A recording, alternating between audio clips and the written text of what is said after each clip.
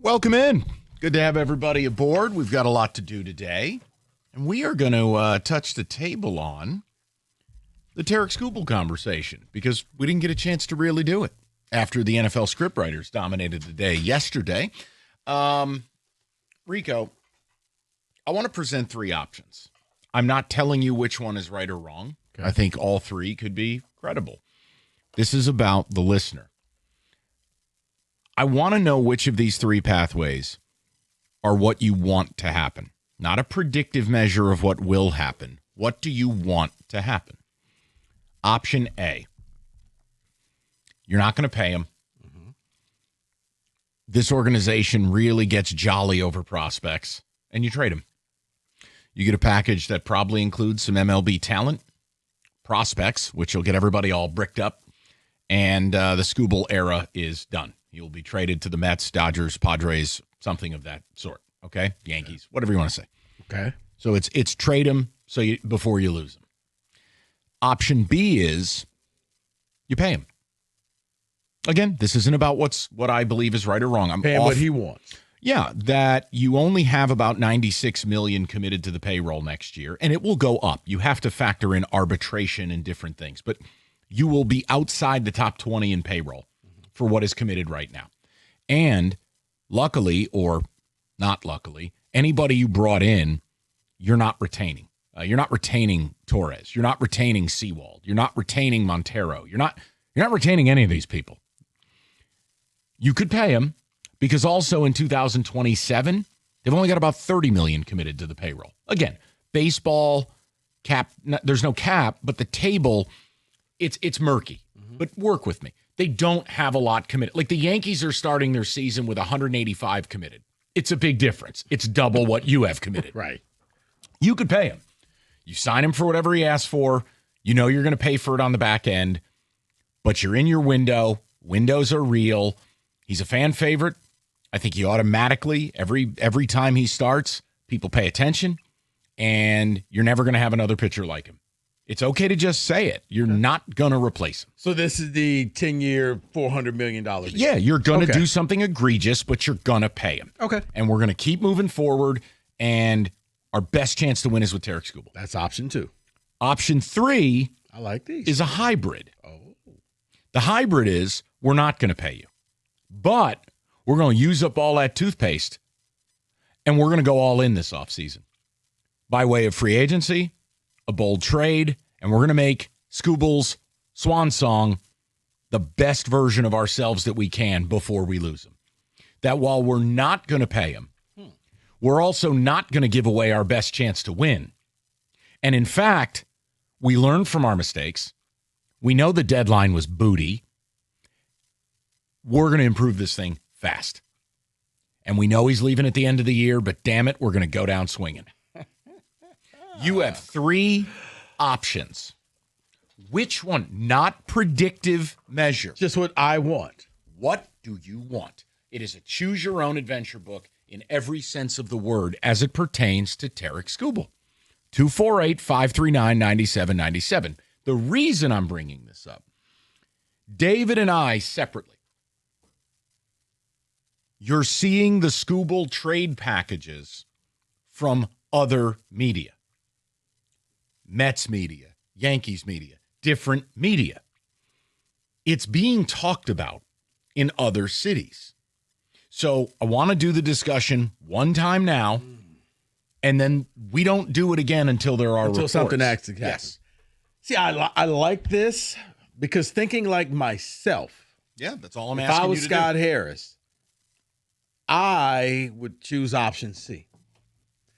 I choose option C. I'm going to go all in free agents. I'm going to do whatever I can to make next year great again. We're going to be the best team ever. We're going to go for broke, and I'll see what happens at the end of the season. If he wants to resign here, fine. If not, you know what? No regrets. We're just going to go for it.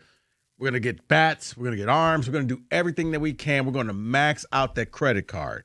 We are. You're going to take the money that you would have committed to Skubal, and you're going to split it amongst 3 players, much like what the Yankees did when they lost Soto. They simply took the money, got Max Fried, got Cody Bellinger, got bullpen help. That's what you're advocating for. Yes. Okay. So Rico says option C.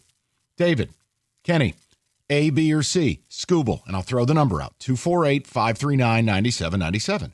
And again, I'm not in the business here of vilifying Tarik Skubal, but did he ask out of that game? I'll go to my grave believing yes. I believe if Skubal said, no, I will kill you if you take this ball from me, he stays in the game. That's my belief. I'm allowed to have that belief. It doesn't make him a bad guy, but it makes me question. I've always said this. I don't like paying pitchers 8, 7, 8, 10-year deals. And a guy who's already had 2 catastrophic arm injuries, look, you were either going to trade him 2 years ago or lose him. I just don't think paying him's in the offing, especially with Boris repping him. So go ahead, Kenny. You want to go first?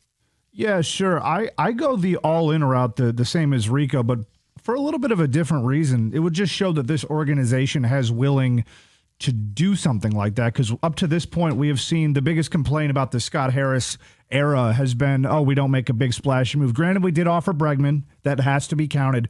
But at the same time, let's go all in and try to win something. So you want a choice C. Choice C.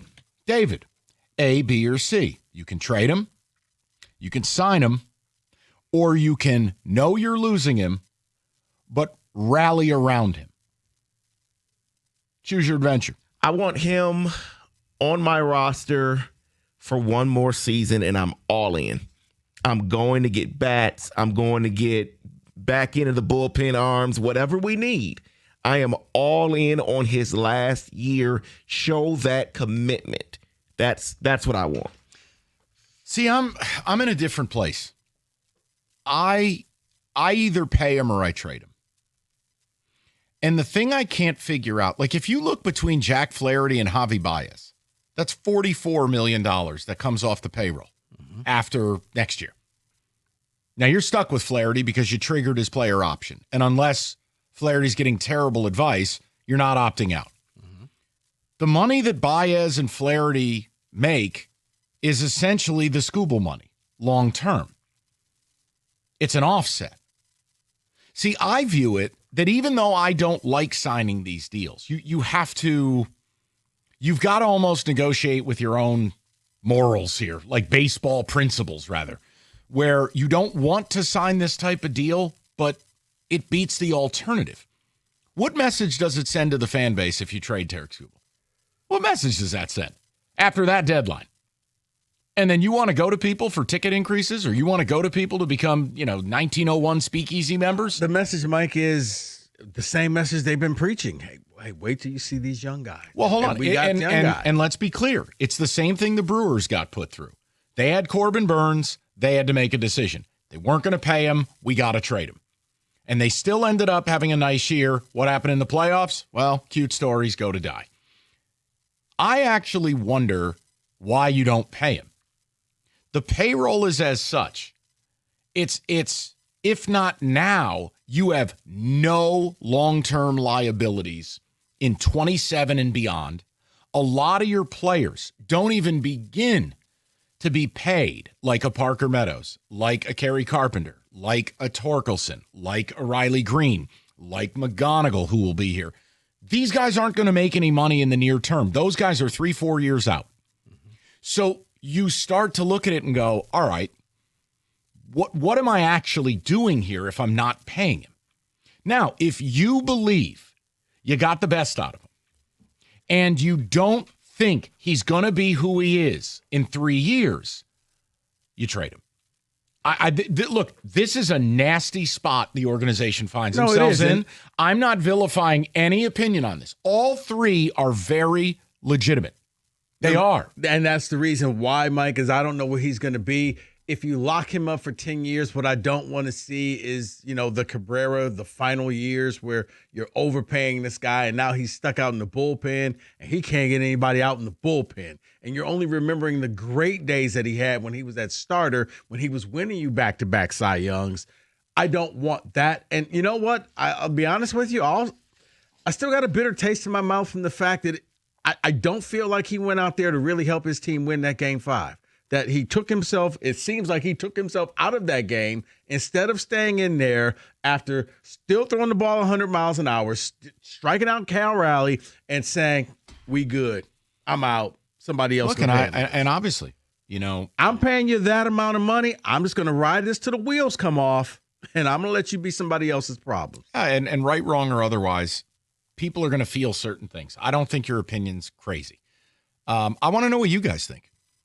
Because the Skubal decision is going to dictate your offseason. I just don't see a scenario where keeping him and not being aggressive around him makes any sense. Meaning he's going into his last year and you don't make a bold trade or you don't go heavy in free agency. That doesn't compute to me. If you're not going to do, and again, the organization hasn't really shown a willingness to do either of those things, then it means you pay him or you trade him. I just look, let's do this one time. We're having we're the heads of state are meeting today, and the heads of state are you, the fan. Mm-hmm. We're doing the Skubal thing one time to put a bow on the season. What do you want them to do? I've outlined the 3 options. It is a brutally difficult situation they find themselves in. And all of it could be traced back to the deadline 2 years ago. Because if you didn't trade him then, you were always going to end up here. I don't think there was any scenario they were going to be bad enough after the Disney movie to deal him at the deadline this year. And of course, they weren't bad. In fact, they were very good. What did you do around him? Nothing. You basically farted in the face of the deadline. Well, that's how you end up here. Mm-hmm. So what do you want to do? 248-539-9797. Let's get with the people. And again, I don't think there's any wrong answer here, guys. I'm genuinely interested in what the paying customer wants their franchise to do with Skubal. Rico Beard for Basements.